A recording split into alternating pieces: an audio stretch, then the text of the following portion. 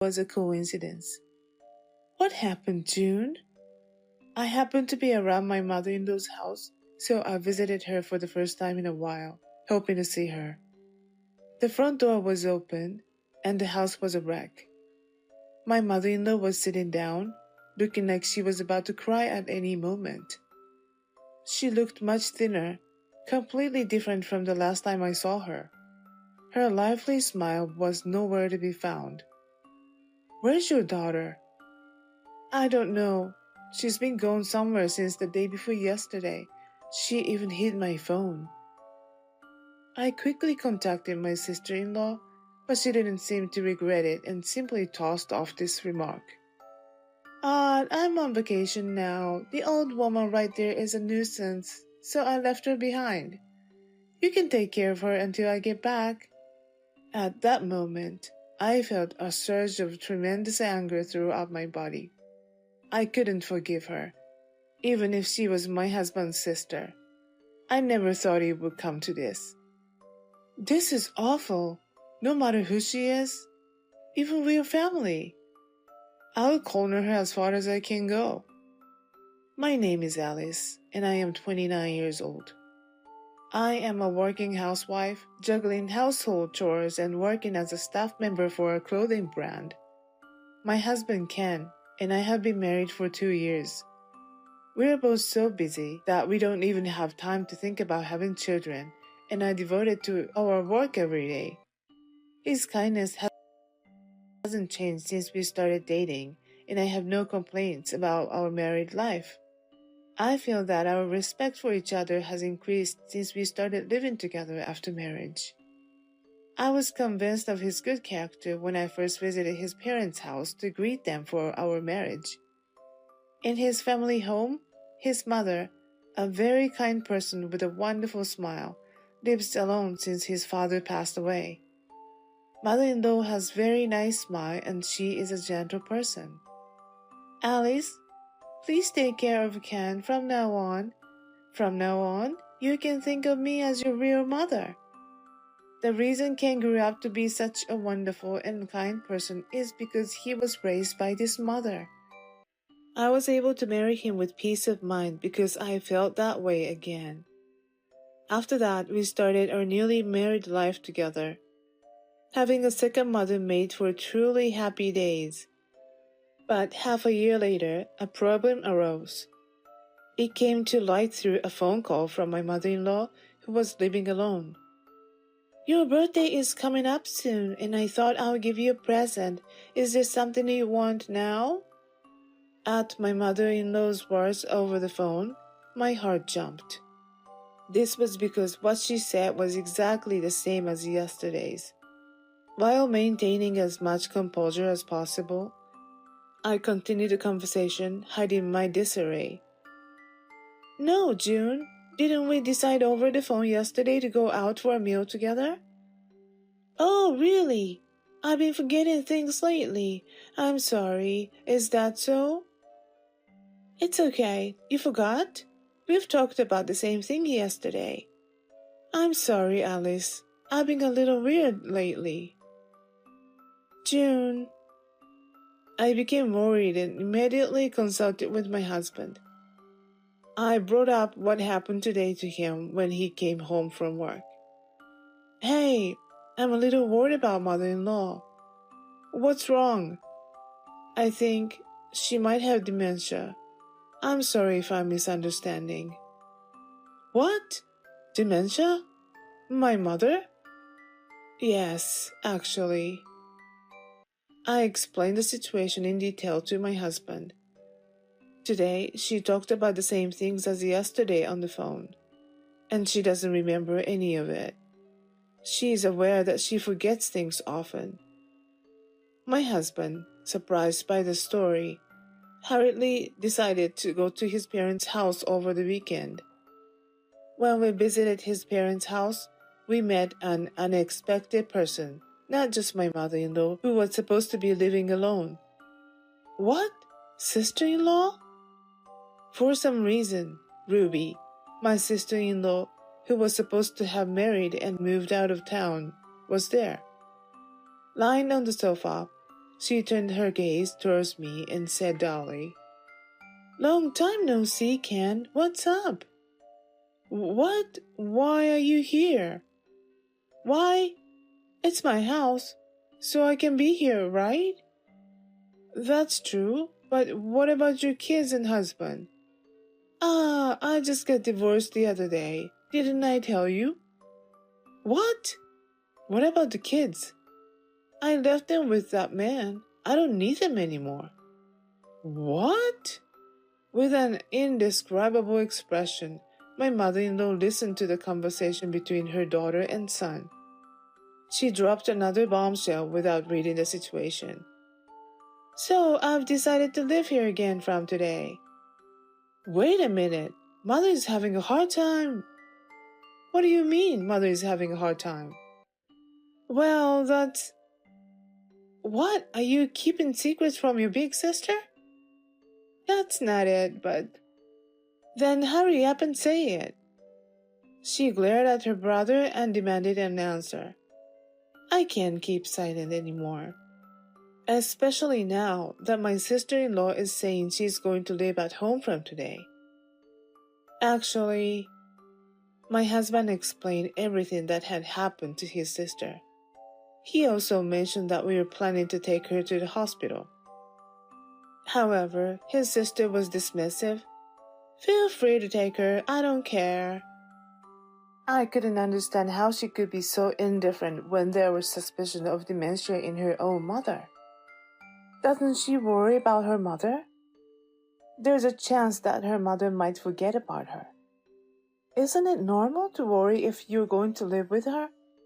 Although I couldn't say it to her face, I felt that she was heartless. And so, my husband and I headed to the hospital with our mother-in-law feeling complicated.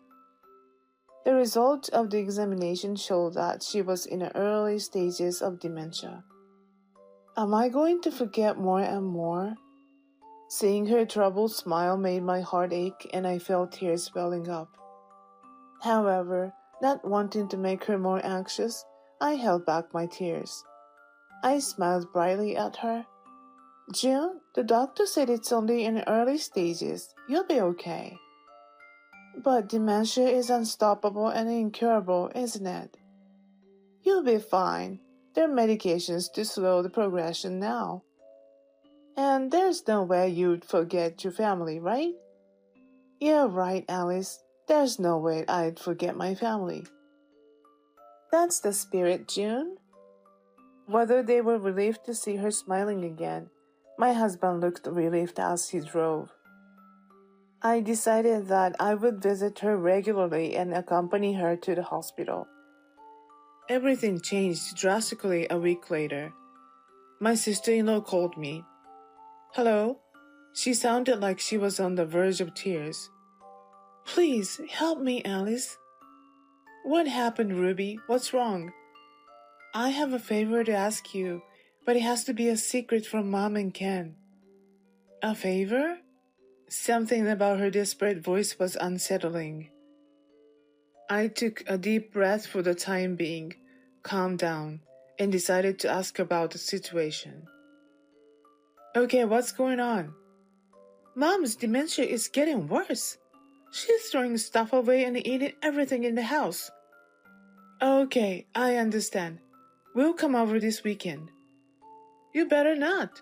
She's been having a lot of days where she doesn't even recognize me." "What?" According to my sister-in-law, mother-in-law's condition has significantly worsened, to the point where she didn't even recognize her own daughter. Not only that, but she would get so angry when people came to the house that it was impossible to handle her.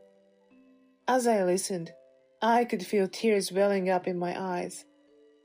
What made me sad and frustrated was the fact that my beloved mother-in-law June might forget about me. June, why? The symptoms hadn't progressed until half a year ago. I regretted my past actions. For the first 2 months after the dementia diagnosis, I visited the in-laws' house regularly. However, both my husband and I have been busy with work recently and we couldn't visit as much. There was no response when I tried to contact my mother-in-law's smartphone. According to my sister-in-law, Mom always seems to forget where she left her phone and loses it. So I couldn't talk directly with June. Maybe this is my punishment. I left everything to my sister-in-law. While I was regretting my past actions in my head, my sister-in-law started talking in a nervous manner. I know this is sudden, but could you lend me some money? I feel bad asking you, Alice. Huh? Money? I've been keeping quiet about this, but I've been a victim of domestic violence from my husband and I've run away. I've been living off my savings, but it's tough without a job. Then we should talk to Ken. I don't want to worry him. I'll pay you back once I start working, please. Sister-in-law. I could hear her desperation in her shaky voice. An invisible cry of pain stabbed me in the heart. I had no idea my sister-in-law was in such a difficult situation. Although I didn't know, I left my mother-in-law to her while I prioritized my work. I want to help her in any way I can. Even though I'm busy with work and can't often visit the in-laws' house, I want to do as much as I can. I understand. I'll transfer some money, so could you tell me your bank account details? Really? Thank you, Alice. The next day, I promptly transferred the requested $3,000 into the account provided by my sister-in-law. Thank you. You're truly a lifesaver. Please keep this a secret from Mom and Ken, alright? I received this message and decided to keep this secret with my sister-in-law. However, how carefree I was at this time, I would come to realize later. At that time, I was completely trusting my sister-in-law, not realizing what was important. About 6 months after I started sending money, the requested amounts started to increase rapidly. I was asked to send money twice a month at times. Because of the promise with my sister-in-law, I couldn't tell my husband or mother-in-law. Troubled, I decided to consult a lawyer. When I explained the situation, the lawyer informed me that a contract is established even if it's just a verbal agreement. My sister-in-law stated explicitly during our exchanges that I'll pay the money back once I started working. So, if she doesn't pay the money back, it would be a breach of contract. It's not that I doubt my sister-in-law, but thinking about potential issues, I thought it would be safer to consult the lawyer regularly. One day, I happened to be working near my mother-in-law's house and I decided to stop by to see her, whom I hadn't seen in a while. I had been worried about her. She's emotionally unstable and she doesn't even recognize her family, so don't confuse her. I had been told by my sister-in-law that prevented me from visiting my mother-in-law's house. I don't mind if she has forgotten who I am. I just wanted to see my beloved mother-in-law's face, even if it was just for a moment. With that determination, I rang the intercom of my mother-in-law's house. However, no matter how long I waited, there was no response, not even a sound. I didn't think she would be out, so I reached out and touched the doorknob. Huh? It's open. The front door was not locked for some reason. What I saw then left me speechless. The house was filled with trash to the point where it was unrecognizable from before. And in the midst of all that, there was my mother-in-law alone. Are you okay, June? She looked very thin, nothing like the last time I saw her. The cheerful smile that had once been on her face was nowhere to be found. Where is your daughter? I don't know where she went. She left about 2 days ago. My smartphone has been hidden. Hidden, not lost? It's not that I lost it. She hid my phone somewhere so I can't contact Ken and you. She's been selling things in the house without me knowing, and I haven't been fed properly. That can't be. From what she was saying, It didn't seem like her dementia was as advanced as my sister-in-law had claimed.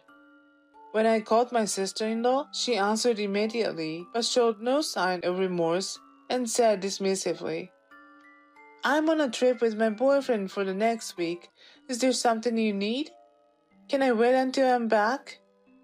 You left Mom alone at home and you are traveling with your boyfriend? What are you talking about? Oh, you found out. I've been using the money you've been giving me for my boyfriend. I didn't use a single yen for Mom, and I even used her pension without her knowing. Well, I left that senile old lady because she's a nuisance. You take care of her until I come back." At that moment, a furious anger rose within me. Even if she is my husband's sister, I can't forgive this. I didn't think it would come to this. No matter who it is, even if it's family, this is terrible. Now I'm going to push her to the end. In a week, got it. We'll be waiting for your return. With that, I hung up the phone. Then, I turned around and smiled at my mother-in-law. "It's just a little longer, Mom." I reported everything to my husband over the phone. He understood the situation and left work early to hurry home. My husband and I searched the house and found her phone hidden in the kitchen cabinet. We immediately packed up her belongings and headed to our apartment. After discussing it, she agreed to live with us from now on. We decided to demolish the house to prevent my sister-in-law from doing whatever she wants with it. The demolition will start in 5 days. In the meantime, I went to the lawyer's office to start the process of claiming damages from my sister-in-law. A week later, the day my sister-in-law was to return finally arrived. My husband, mother-in-law, and I waited for her return in front of the almost demolished house. Then, I saw my sister-in-law walking arm in arm with a man in the distance. She froze when she saw the demolished house. And then she sprinted towards us at a terrific pace. "Hey, what's this? What's going on?"